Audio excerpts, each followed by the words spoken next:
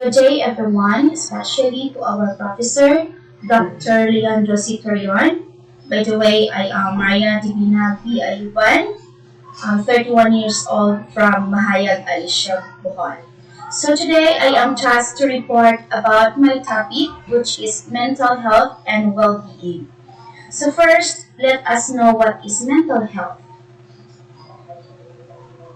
Mental health is a state of mental well-being that enables people to cope with the stresses of life, realize their abilities, learn well and work well, and contribute to their community. It is an integral component of health and well-being that underpins our individual and collective abilities to make decisions, build relationships, and shape the world we live in. Mental health includes our emotional, psychological, and social well-being. It affects how we think, feel, and act, and helps determine how we handle stress, relate to others, and make choices. Our mental health is important at every stage of life, from childhood and adolescence through adulthood. Over the course of your life, if you experience mental health problems, your thinking, mood, and behavior could be affected. Next, why is mental health important? Mental health is important because it can help you to cope with the stresses of life, to be physically healthy, to have good relationships, to make meaningful contributions to your community, work productively, and realize your full potential. Can your mental health change over time? Yes. It's important to remember that a person's mental health can be changed over time, depending on many factors. So when the demands placed on a person exceed their resources and coping abilities, their mental health could be impacted. So for example, if someone is working long hours, caring for a relative, or experiencing economic poor mental health, risk factors for mental health conditions. So, as we can see in the picture, we have here social determinants of health, which includes finances, living environment, healthcare, social life, and education. Next is trauma, genetics, biological and brain chemistry, habits, lifestyle, and substance use. So everyone is at some risk of developing a mental health disorder, regardless of age, sex, income, or ethnicity. In the US and much of the developed world, mental disorders are one of the leading causes of disability. Social and financial circumstances, adverse childhood experiences, biological factors, and underlying medical conditions can all shape a person's mental health. So it is important to note that good mental health depends on a delicate balance of factors and that several elements may contribute to developing these disorders. So we have here types of mental health disorder. First is the anxiety disorder. Anxiety, according to the Anxiety Depression Association of America, anxiety disorders are the most common mental illness. So people with this condition have severe fear and anxiety. related to certain objects or situations. So most people with an anxiety disorder try to avoid exposure to whatever triggers their anxiety. So we have here an example of anxiety disorder. First is the GAD or generalized anxiety disorder. So this anxiety disorder involves excessive worry or fear that disrupts everyday living. So people may also experience physical symptoms like restlessness, fatigue, poor concentration, tense muscles, interrupted sleep. Next is the panic disorder. So, people with a panic disorder experience regular panic attacks involving sudden, overwhelming terror or a sense of imminent disaster and health. So that is panic disorder. Third is the phobias. So there are different types of phobias. First is the simple phobias. So this may involve disproportionate fear of specific objects, scenarios, or animals. Like for example, a fear of spiders is a typical example of simple phobias. Next is social phobia. So sometimes known as social anxiety. So this is a fear of being subject to the judgment of others. So people with social phobia often restrict their exposure to social environment. Third is the agoraphobia. So these terms refers to a fear of situation where getting away may be difficult, such as being in an elevator or a moving train. So many people misunderstand this phobia as the fear of being outside. So phobias are deeply personal and doctors do not know every type. So there could be thousands of phobias and what may seem unusual to one person can be a severe problem that dominates daily life for another. So fourth is the OCD or obsessive compulsive disorder.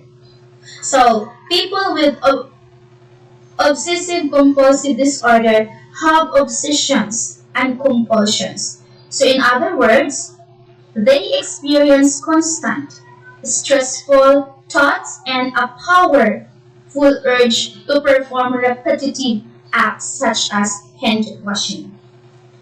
Next is the PTSD or post-traumatic stress disorder. So PTSD can occur after person experiences or witnesses an intensely stressful or traumatic event. During this type of event, the person thinks that their life or their other people's lives are in danger. So they may feel afraid or they have no control over what is happening.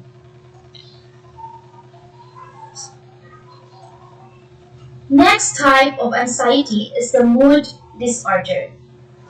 So mood disorder, people may also refer to mood disorders as affective disorders or depressive disorder. So people with these conditions have significant mood changes, generally involving either mania or a period of high energy and joy or depression. So we have here example of mood disorders. So first is the major depression. So major depression is an individual with major experiences, a constant low mood and losses interest in activities and events that they previously enjoyed. So they can feel prolonged periods of sadness or extreme sadness. Next is the bipolar disorder. So a person with bipolar disorder experiences unusual changes in their mood, energy levels, levels of activity, and ability to continue with daily life. So periods of high mood are known as manic phases. So while depressive phases bring on low mood. Next is the seasonal affective disorder or SAD. So SAD reduced daily light during the fall, winter, and early spring months triggers this type of major depression. So it is common in countries far from equator.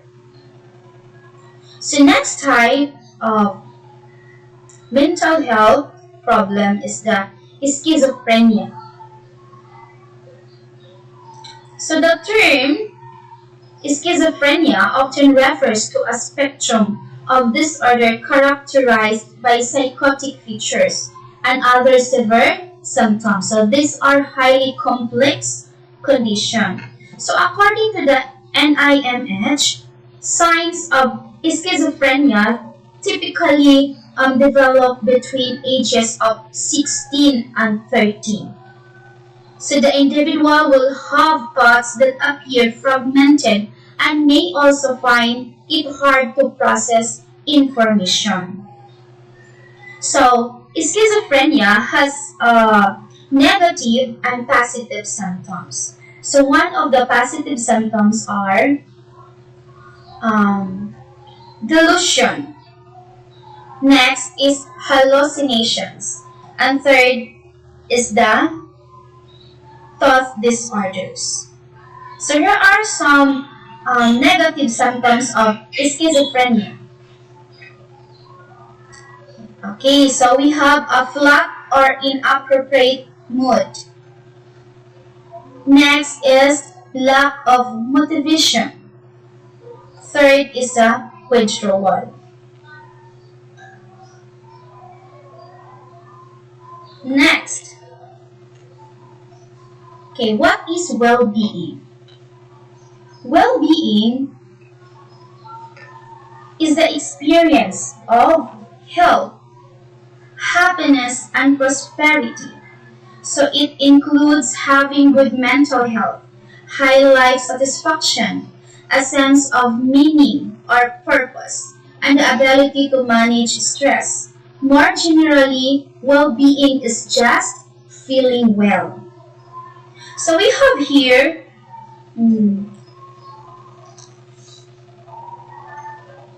five major types of well-being. First is the emotional well-being. So emotional well-being is the ability to practice stress management and relaxation techniques, be resilient, boost self-love, and generate the emotion that lead to good feelings.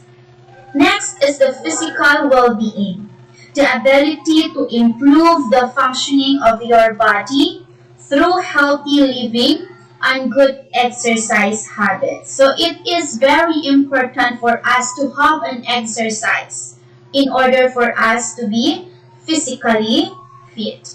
Third is social well-being. Social well-being is the ability to communicate, develop meaningful relationship with others, and maintain a support network that helps you overcome loneliness. Okay, fourth is workplace well-being. So the ability to pursue your interests, values, and life purpose in order to gain meaning, happiness, and enrichment professionally. Fourth is the societal well-being. Societal well-being is the ability to actively participate in a thriving community, culture, and environment. So I have here my insights about my topic. Mental health and well-being are interconnected, encompassing emotional and psychological balance, resilience, self-awareness, and coping with life's challenges. So it's crucial for physical health, work performance, and enjoyment of life. Strategies to improve include exercise, diet, sleep, mindfulness, professional guidance, a strong support system, and activities that bring joy and purpose. So, here are my references of my topic. So that would be all. Thank you and God bless us all.